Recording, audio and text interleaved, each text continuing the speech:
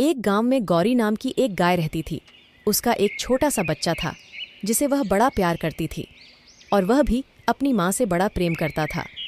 एक दिन की बात है, गौरी पास के जंगल में घास चरने गई। घास चरते चरते वह दूर निकल गई। शाम होने वाली थी, तभी एक शेर की नज़र गाय पर पड़ी।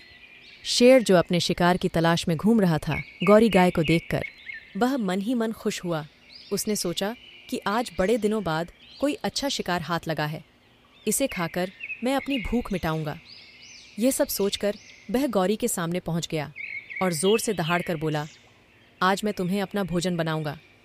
शेर को देखकर गौरी डर गई और बोली, मुझे छोड़ दो, मेरा एक छोटा सा बच्चा है जो मेरे इंतज़ार कर रहा होगा। मुझे उसको दूध भी पिलाना है, वह भूखा होगा। शेर दहाड़ते हुए बोला, तो क्या मेरे हाथ आए शिकार को मैं ऐसे ही जाने दूं? तुमने मुझे मूर्ख समझा है क्या? तुम्हें खाने से मेरी 2 दिनों की भूख शांत हो जाएगी। मैं तुम्हें जाने नहीं दे सकता। गौरी ने रोते हुए विनती की, आज मुझे जाने दो, मैं जाकर उसे जी भरकर प्यार कर लूँगी और उसे यह समझा दूंगी कि अब उसे अकेले ही जीवन जीना सीखना होगा और आखिरी बार उसे दूध पिला दूंगी। फिर कल तुम मुझे खाकर अपनी भूख मिटा लेना। मैं वचन देती हूँ।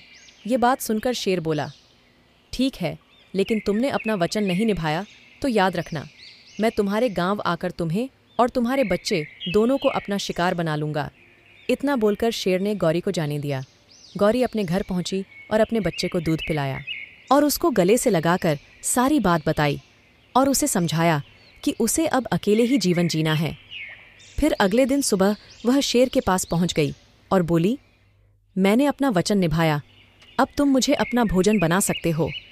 इतना सुनते ही शेर के अंदर से देवता प्रकट हुए और बोले कि वह इस शेर के रूप में उसकी परीक्षा ले रहे थे। तुमने अपना वचन निभाया और दुनिया की सबसे श्रेष्ठ माँ होने का सबूत भी दिया है। मैं तुम्हें वरदान देता हूँ कि आज से तुम्हें सब माँ कहकर बुलाएंगे। और उसी दिन से गाय को माँ का स्थान प्राप्त हुआ। इतना कहकर भगवान वहाँ से चले गए और गौरी खुशी खुशी अपने बच्चे के साथ रहने लगी। कहानी की सीख।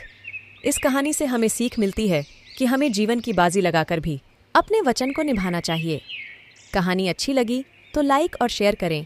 ऐसी ही अच्छी और मज़ेदार कहानियाँ सुनने के लिए सब्सक्राइब करें हमारे चैनल को।